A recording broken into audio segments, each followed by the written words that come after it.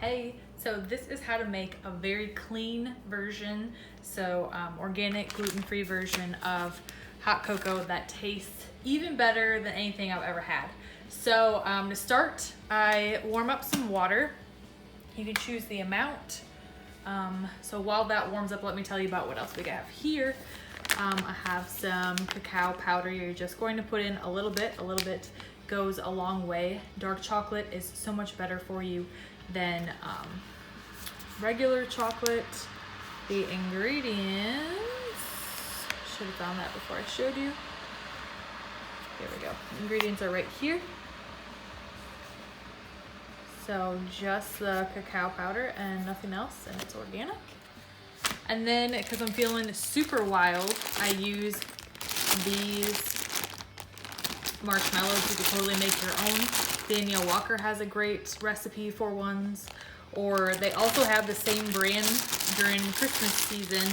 They have peppermint ones. I haven't seen those yet, but I do plan on getting those when I see them. And then this is the secret weapon. It's honey. It is chocolate honey. It's absolutely amazing. It tastes so good, has great ingredients, and I absolutely love it. So we're gonna wait for that water to warm up, and then I will show you the next step. All right, so while the water's warming up as well, I forgot about, I use this organic peppermint flavor. You just put a dab in. More is not better. This is the ingredients. Really good, really clean.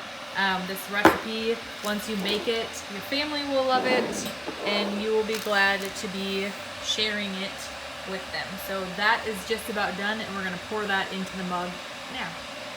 All right, so while this is just finishing the last few seconds, we got this from Sam's Club. It is way better. You can stick your whole hand in the top of it. Why that is good is it makes it so much easier to clean. Otherwise, before we were like scraping our hands and then it was getting all gunked up at the bottom. I will make a separate video on how to clean it because that line cannot stay on there. So now that it is empty, we're going to pour it in here. You can pour it all the way to the top, but you don't have to. There will be some hot water left, not a ton. So what you can do with this remainder hot water is if you have water over in your sink that you use to clean dishes, you can pour this in there, kind of keep the water warm. And this is filtered water from our Berkey system. And then it's also structured water after that. So the next step is to put a scoop or two, depending on how chocolatey you want this. I'm just gonna do a tablespoon here of this chocolate. So, and I am very loosey-goosey on measurements, so we're gonna put that much in. I told you, super loosey-goosey here. Seal that back up. And then you're going to stir it. Probably should have done that to start. You're just gonna stir it till you see it kind of stir in. They make so many different versions of this powder part, so be sure to really check your ingredients, make sure they're organic. Fewer ingredients are better. This is the one that I chose because then I'm choosing to sweeten it up with my own sweeteners. Alright, so you want to get it real stirred in. Once you don't really feel any powder or anything, you are done.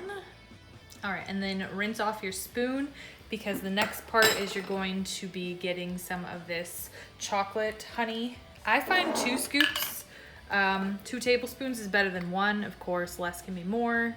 Do less, depending on your taste. And you're really just putting it in there and you're mixing it until it's very well put in there. I've tried 1 scoop. My body would probably prefer if I only did 1 scoop, but when I'm feeling wild, I do 2. And you're just, again, mixing until you don't feel any clumps or anything. This part is super explanatory, but in the rare case that you needed to hear that, there it is. All right, also tip to the wise, do not fill this all the way to the top. Last time I filled my water all the way to the top and I kept stirring and it was like spilling over instead of staying in there. So that does no good to anyone. So once your honey is very well stirred in, you can put on the lid, move it to the side. For the peppermint extract is the next step, and just a little dribble, like, I think I did too much again. All right, and you're gonna see it kind of forms to the top there. Just, you even want way less than I just did. Open up this top on this water, make sure that's kind of coming out there. You're just gonna stir. I don't really think you're ever gonna see those bubbles go away. And then your last step will be to put the marshmallows on the top and try it. So that's very well stirred. We're gonna take the marshmallows. There's really no science to the marshmallows. Do as many or as few as you want. I'm making a mess. You can see it splashing all over. So that's kind of what I do. This is going to be literally the best hot chocolate you and your family have ever tried. I like to submerge them. My mom and my husband does not, so it's whatever you like. Not submerge them, but I like to make sure, yeah, they've been kind of soaked. Some people like it on the top there. And you give it a try. Let's see what it tastes like.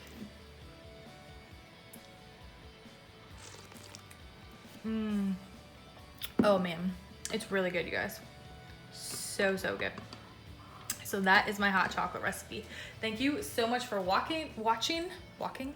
I hope you enjoyed this video. I hope you and your family make a crazy amount of hot chocolate, and I will be putting in this video below all the links to all the marshmallows and the powder and everything. That way you have it all in one place.